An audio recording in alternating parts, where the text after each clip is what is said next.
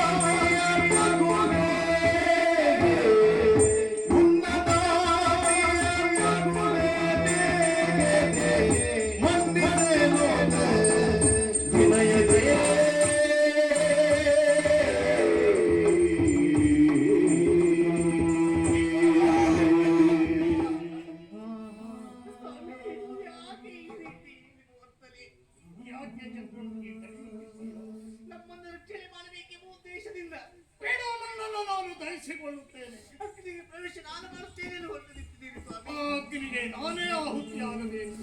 ದೇವರೇ, ಕೇಳಲಾರೇನು ಸ್ವಾಮಿ, ಕೇಳಲಾರೇನು. ನನ್ನ ಜೀವನದ ಆಸೆ ಗೊತ್ತ ಸ್ವಾಮಿ.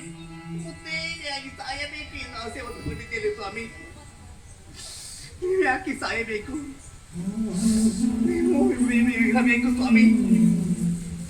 ನಾನು ಸಾಯಬೇಕು, ನೀನು ನಾನು. ನಿನ್ನನ್ನು ಬಿಟ್ಟು ನಾನು ಅರಕ್ಷಣವೂ ಇದ್ದವನಲ್ಲ. ನಿನ್ನ ಜೊತೆಗಾಗಿ ನಾನು ಬರ್ತೇನಮ್ಮ.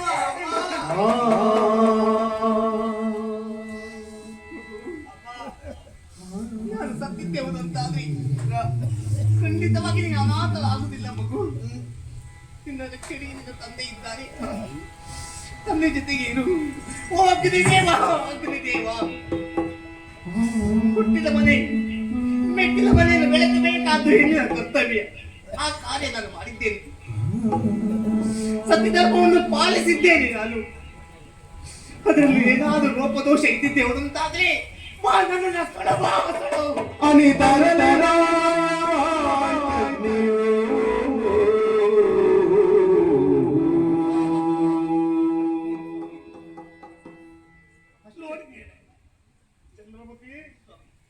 ನೀನೇ ಅಗ್ನಿಗೆ ಆಹುತಿಯಾಗಬೇಕೆಂದು ಅಡಿಯನ್ನ ಮುಂದಿಡುತ್ತಿದ್ದ ಆ ಕ್ಷಣದಲ್ಲಿ ಮುಂಬರಿದು ಬರುತ್ತಿದ್ದಂತಹ ಅಗ್ನಿದೇವ ತನ್ನಿಂದ ತಾನಾಗಿ ಹಿಂದಕ್ಕೆ ಸರಿದ. ಮಾತ್ರವಲ್ಲ, ಅಲ್ಲಿಯೇ ಶಮನವಾಗಿ ಹೋಯಿತು. ನೋಡಿದ್ದೀಯೇನೆ? ಅದಕ್ಕೆ ಅಲ್ವೇ ಹೇಳು, ಪತಿವ್ರತ ನಾರಿ ಮನಸ್ಸು ಮಾಡಿದರೆ ಏನನ್ನು ಮಾಡುವ ಸಾಧ್ಯತೆ ಉಂಟು. ಸೂರ್ಯ ಚಂದ್ರರ ಗಮನವನ್ನೇ ಖಂಡಿತವಾಗಿ ನಿಲ್ಲಿಸುವಂತಹ ಯೋಗ್ಯತೆ, ಶಕ್ತಿ ಪತಿವ್ರತ ನಾರಿಯವರ ಕೈಯಲ್ಲಿ ಉಂಟು ಅಂತ ಹೇಳುವುದು ಸತ್ಯವಾಯಿತು. ನೀನು ಅಡಿಯನ್ನ ಮುಂದಿಟ್ಟಾಗ ಯಾಕೆ ಅಗ್ನಿದೇವ ಹಿಂದೆ ಸರಿದ? ನಿನ್ನ ಪಾತಿವ್ರತ್ಯಕ್ಕೆ ಬೆದರಿಯಲ್ಲವೇ ನಾವು ಹಿಂದಕ್ಕೆ ಹೋದದ್ದು. ಮತ್ತೆ ಇಲ್ಲಿವರೆಗೆ ಸತ್ಯ ಧರ್ಮವನ್ನು ಪಾಲಿಸಿಕೊಂಡು ಬಂದವರು ನೀವು. ನಿಮ್ಮ ಮೈ ಮುಟ್ಟುವ ಉದ್ದೇಶದಿಂದ ಆ ಅಗ್ನಿದೇವ ಹಿಂದೆ ಸತ್ತು ಹೋಗ್ತಾ ಇದ್ದಾನೆ ಸ್ವಾಮಿ. ನನ್ನಿಂದ ಅಲ್ಲ, ಎಲ್ಲ ನಿಮ್ಮಿಂದ ಸ್ವಾಮಿ. ಅದು ಎಲ್ಲ ನಿಮ್ಮಲ್ಲಿ ಆಯ್ತಾರೆ. ಇಲ್ಲಂತಾದ್ರೆ ಗಂಡನನ್ನು ಹೆಂಡತಿ ಗಂಡನನ್ನು ಹೊಗಳು ಇದ್ದದ್ದನ್ನು ಹೇಳಿದ್ದು ಬಿಟ್ಟರೆ ಅದರಿಂದ ಹೊರತಾಗಿ ಎಂತ ಇದ್ದ ಇವಳು ಪತಿವ್ರತ ಧರ್ಮದಿಂದ ಅಗ್ನಿ ದೂರ ಆಗಿದ್ದ. ನಿನ್ನ ಸತ್ಯದಿಂದ ದೂರ ಆಗಿದ್ದ ಅಗ್ನಿ. ಆ, ಹಾಗೆ ಏನು ಆದದ್ದಲ್ಲ.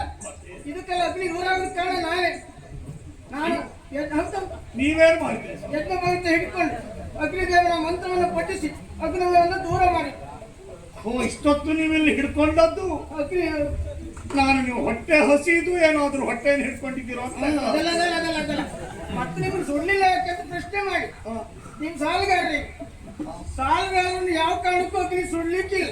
ಗುರುವಿಗೆ ಕೊಟ್ಟಂತಹ ಮಾತನ್ನು ನಾನು ಪೂರ್ತಿಗೊಳಿಸಲಿಲ್ಲ. ಇಲ್ಲ ಆದ್ದರಿಂದ ಸಾಲಗಾರನಾದಂತ ನನ್ನನ್ನು ಸುಡಬಾರದು ಎಂಬ ಕಾರಣಕ್ಕೆ ಹಿಂದಕ್ಕೆ ಹೋಗಿ ಅದು ಹಿಂದಕ್ಕೆ ಹೋಯ್ತು. ನಿನಗೆ ಹೇಗೆ ಅನ್ನಿಸಿತು ಹಾಗೆ ಹೇಳಿ.